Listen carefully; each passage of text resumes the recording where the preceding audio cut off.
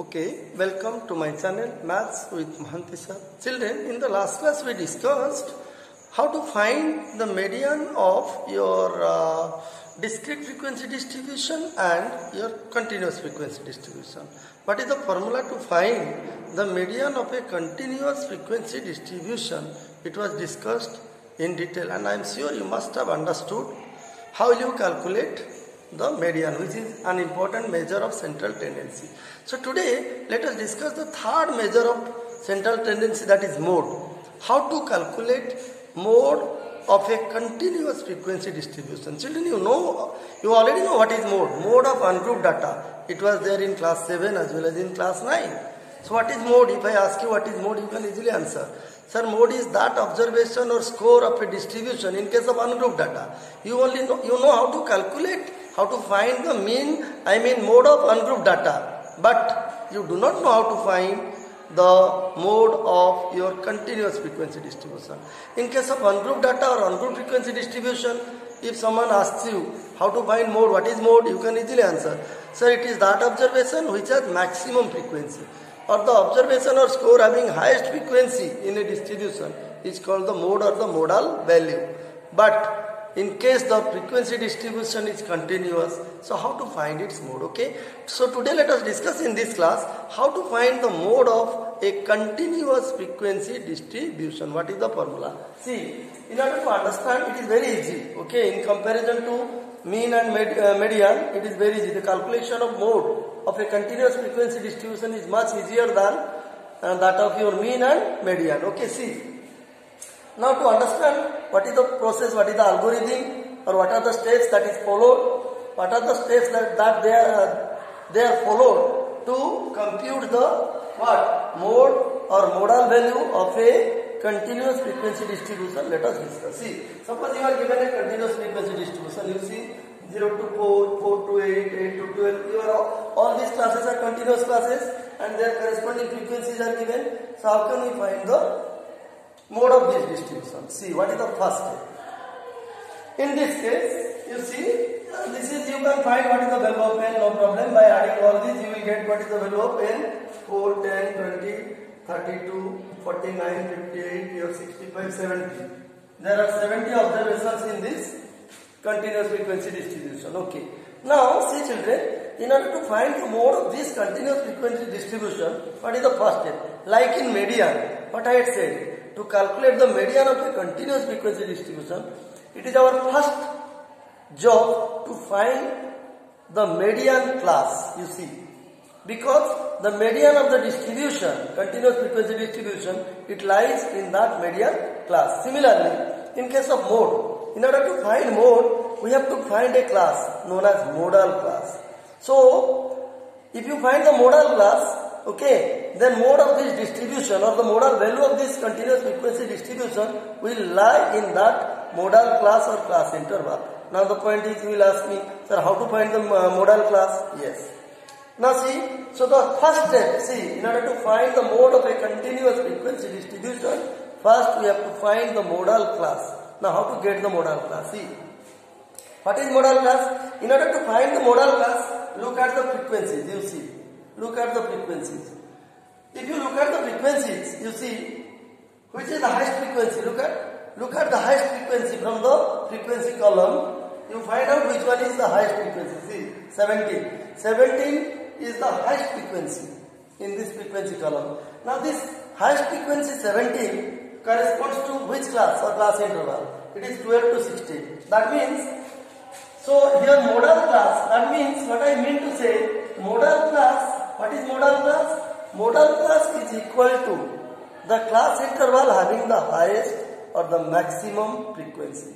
In a continuous frequency distribution, the class having the highest frequency will be the modal class. So as the highest frequency is 17 in this case, and 17 corresponds to the class or class interval that is 12 to 16. So here the modal class will be 12 to 16, you see.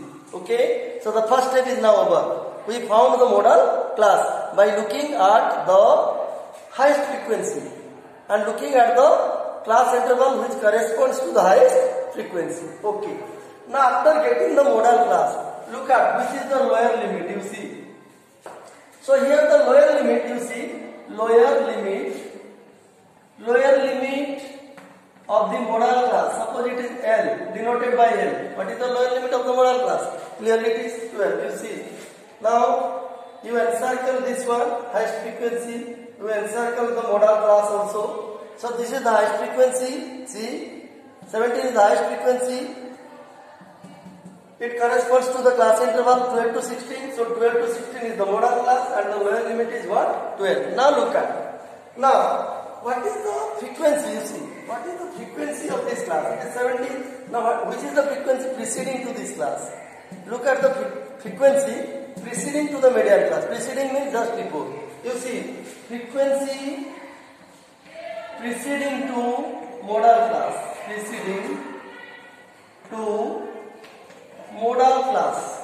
You see, modal class. After finding the modal class and finding the lower limit, then you find which is the frequency preceding to the modal class. See, now this is the modal class.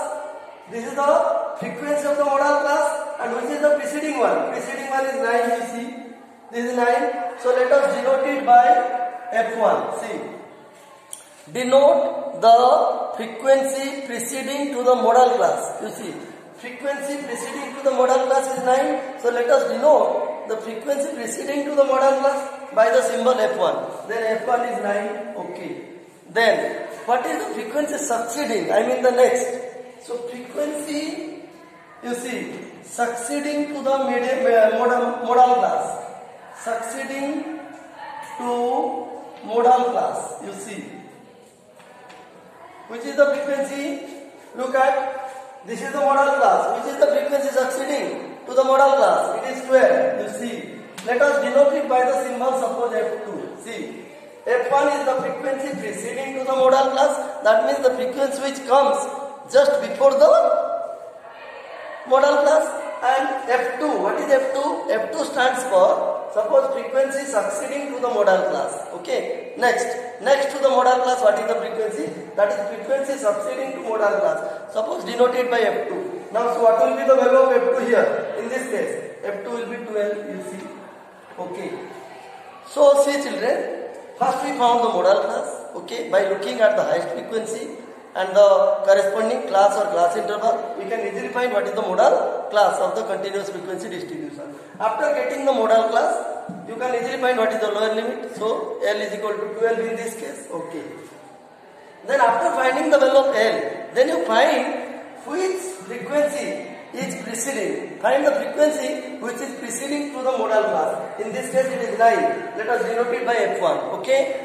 And then you find the frequency succeeding to the modal class. See, look at. If 12 to 16 is the modal class, then this frequency 12, it succeeds the modal class. So, frequency succeeding to modal class is 12. Let us denote it by F2. Okay. Now, what about this 17? This 17 is what? It is the frequency of the modal class.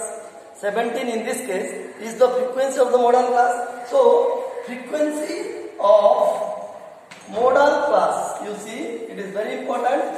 Frequency of modal class, let us denote it by F. See, F1, what is F1? F1 stands for frequency of the class preceding the modal class. And what is F2? F2 is the frequency succeeding the modal class. And what is F? F is your frequency of modal class. What is the frequency of modal class? It is 17. So let us denote it by F. So what is the value? 17. That means, children, in order to find the mode of a continuous frequency distribution, we have to first find the modal class. After finding the modal class, you find the lower limit. Okay, suppose the lower limit in this particular case is 12. After getting the lower limit, then you find which is the frequency that precedes the modal class. That is F1, denoted by F1. Then you find the frequency which succeeding the median class. Okay, succeeding the modal class, which is the frequency that succeeds the modal class, denoted by suppose F2. So, after finding F1 and F2, that is frequency preceding the modal class and frequency succeeding the modal class, then you find out from the table what is the frequency from this table, this continuous frequency distribution table. Find out which is the frequency of the modal class. So after getting the value of f, f1, f2 and l, you can easily compute the mode of this continuous frequency distribution provided you remember a formula. So what is the formula? You see, therefore, what is the formula to compute the mode of continuous frequency distribution? Okay, the formula is your mode equal to, you see, L plus, in median, you see, there was a formula to calculate in the median of a continuous frequency distribution. What was the formula? L plus n by 2 minus capital F by small f whole multiplied by h, the class size. But here the formula is something different, in a similar manner, but it is something different. So it is L plus, you see, f minus f1 divided by 2f minus f1 minus f2 whole multiplied by h. You see, of course, this is a very big formula, but it can easily be remembered, no problem. See, so the mode of a continuous frequency distribution is calculated or computed by this formula. L, you know, just I told you, it is the lower limit of the modal class. What is it? It is the frequency of the modal class, already I discussed. What is F1? F1 is the frequency of the class, preceding the median class, modal class. F1 is the frequency preceding the modal class. And F2, what is F2? F2 is the frequency succeeding the modal class. I have already found out the value. See. Then into h. H is what? H is class size. What is the class size here? 0, 4 minus 0, 4, 8 minus 4, 4. That means all the classes are having uniform size or width. That is 4. So, now, H is what? This H is your class size. H is size of the class or class interval or width, you can say. That is upper limit minus lower limit of each class. Okay. Now if we substitute all these values in this expression, we can easily compute what will be the mode of this what? Continuous frequency distribution. Let us compute C. Now let us substitute the values. Okay. Therefore, you see what will be the mode? So mode will be equal to L. What is the value of L? L is 12 plus F. F is how much you see? It is 17. 17 minus F1. What is the value of F1? F1 is 9. What is F1? Once again I am saying F1 is the frequency preceding the modal class. Okay, that means which comes before the modal class. Whatever frequency comes before the modal class, that will be F1. And whatever frequency comes after the modal class, succeeding the modal class, that will be F2. You see. So what is the value of F1? It is 9. 17 minus 9. Then 2f. 2f means it is 2 into, you see, 2 into 17 minus 2f. F means 17 minus f1. What is f1? You see, f1 is again 9 minus f2. What is f2? F2 is 12. Now put the values, you see, into h. What is the value of h? H is the class size. It is 4.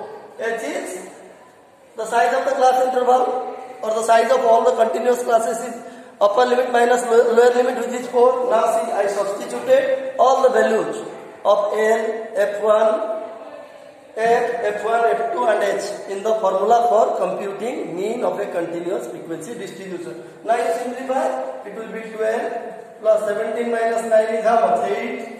8 divided by 2 into 17 is 34. Minus 12 minus 9 is 21. Okay, into 4, you see. So this is 12 plus 8 into 4 minus 1 is 3. 3 minus 2 is 1, 13. Into 4, see. So 12 plus 8 by 13 into 4, it is 12 plus, you do the calculation, 32 by 13. Okay.